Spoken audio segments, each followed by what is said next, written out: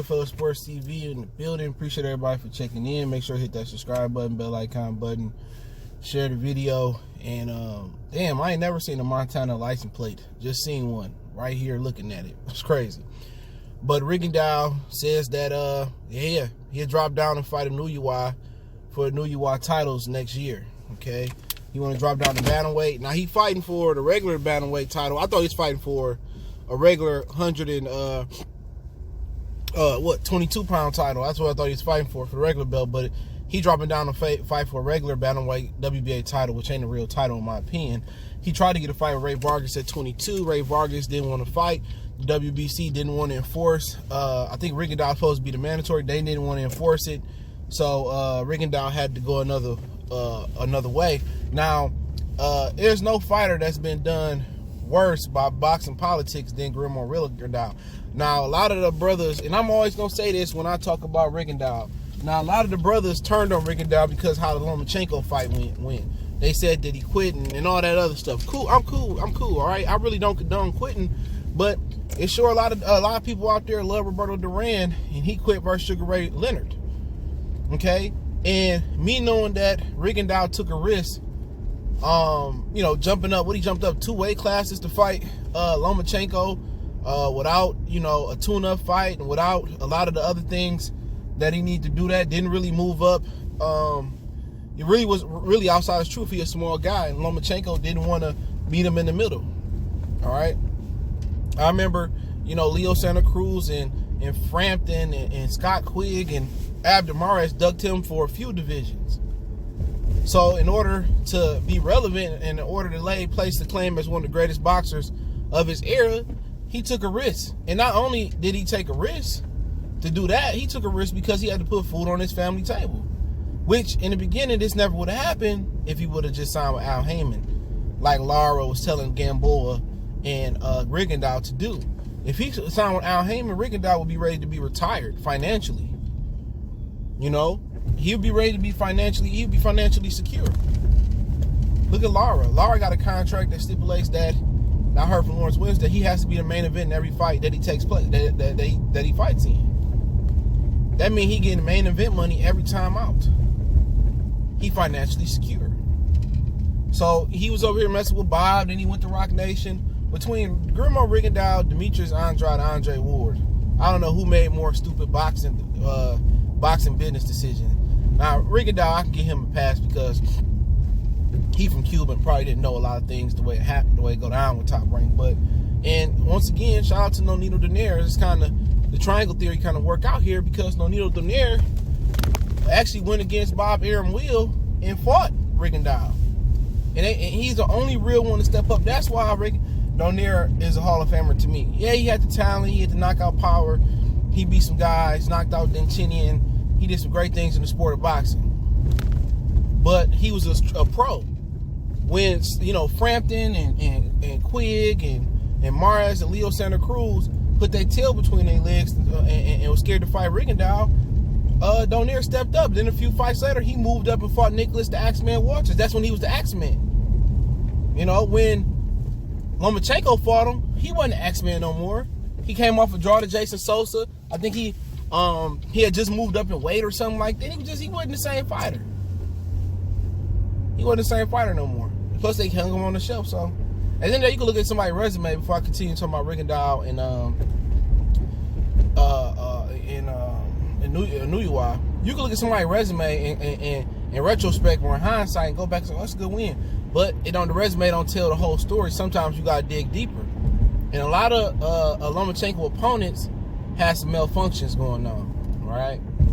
But Rigondeaux and Inoue, I don't know if Rigondeaux still got it. His last fight, he sat there and traded with old boy. He still got power. And Inoue showed the ability to punch and seek and destroy. I think at their best, or right now, Inoue and Rigondeaux at his best, I think that would be considered a super fight down there for the smaller fighters. But Inoue said he would like to fight Oblali, the WBC champion down there, next year. And also, they probably got plans of putting him in there with Emmanuel Nevetes, which is a great fight. And J-Rock mentioned on Twitter that he'd fly wherever to see Inoue take on Juan Estrada. That's also a good fight, but that brother will have to move up. He's one of the best kept secrets in boxing. All right, but I think think it'd be an interesting fight. So once again, you got two hookers. You know, Donaire had a good left hook. You know what I'm saying? You know, Inoue got a good left hook, and I believe Rigondeaux a southpaw. He got a good right hook. So he'd be in there with another hooker. Now, Rigondeaux did beat Donaire pretty handily back in the day. But you know, his last fight, he sat there and he traded. I guess he wanted to be more exciting. I don't know if his legs was there, but he can't sit there and trade with Inoue at all. I think he would have to outbox him. And I think he would have to make Inoue come towards him. Or if he want to be aggressive and put Inoue on the back foot, that'd be interesting if he can kind of simulate what Donaire did. But people got to remember, Donaire rehydrated up to 20 pounds. So that 20 pounds made him sluggish, but also it has its advantages. It made him absorb Inoue power a lot better. Rigondeaux won't rehydrate up that high. So he still have his speed, but can he really handle the power that Inoue dishing out? Because his last fight, he can't sit there and he can't sit there and exchange with Inoue like that. I'd say that right now. It ain't gonna be a good look for him. So his best way is to box him and stay away from his left hook and try to land his left hook. Inoue has shown that he can take punches. So Rigondeaux will have to really throw, you know, against his will, 3 or 4 shots in there just to get him out of there. But Rigondeaux still do got a lot of power in that right hand. You know what I'm saying? You know what I'm saying? That right hook and that left hand. So it should be an interesting fight. I definitely will be down to see it. So Inoue got a lot of fights there. You know what I'm saying? Still at 118 before you think about moving up to 122. I mean, if Estrada want to move up, you know, if you want to fight a Blali, you want to fight Tite, Rigondeaux. So at the end, real talk, he could spend another year or so at 118 sewing it up. But I know he has ambitions on moving up and fighting Rigondeaux. So it may be a situation. I mean, fighting Lomachenko. It may be a situation where Emmanuel Nervates might just move up, fight Lomachenko at 26 before he fight him. But I think that's the way it should go. I want to see Emmanuel Nervates and Inoue fight before either one of them fight Loma. But that's an interesting fight too. But Rigondeaux, he fighting December 21st on the Harrison Charlo 200 card in Ontario, California, which I don't understand why that fight is in California at all. You know what I'm saying? It ain't a Wilder or Errol Spence situation where Tony Harrison and the Charlos are, you know, big fights. The Charlos think they stars, but they not. You know what I'm saying? They need to beat somebody before they can be stars or have bigger fights. But, you know, that is what it is. I would like to see Rigondeaux fight before he closed it down. But, you know, if you want to fight Inoue and drop back down in weight, it should be interesting. You know, Inoue was young. I would love to see them tee off if Rigondeaux still had his prime. I think that would be an excellent fight. But Inoue, he coming with all smoke. He want all smoke. He coming with power, and he showing the ability to box and hit and not get hit. And a lot of people, oh, he got exposed versus Donaire. Like, you just get tired of the stupid decaf fan. You do. A lot of people don't think they decast, but they are.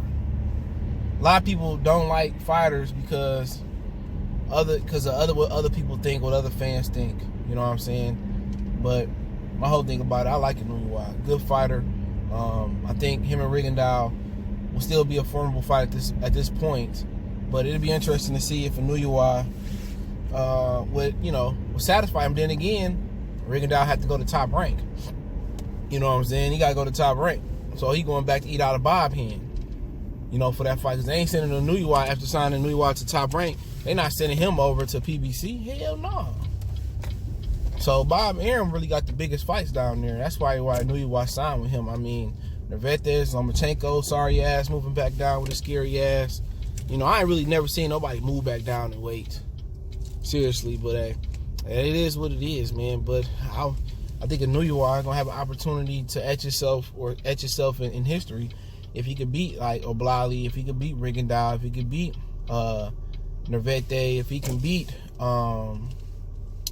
Lomachenko. I mean, I think a lot of people have to respect that. But hey, it's Goodfellas Sports TV. Appreciate everybody for checking in. Don't forget we on Facebook, Instagram, Twitter. Reach out to the email. You got business question, inquiry, sponsorship, video requests. Want to make a donation? Link subscription. Best way to donate is share the video. And don't forget, I'll be covering LSU in Alabama today. I'll be talking about that. Appreciate it. One time for the one time. We gone.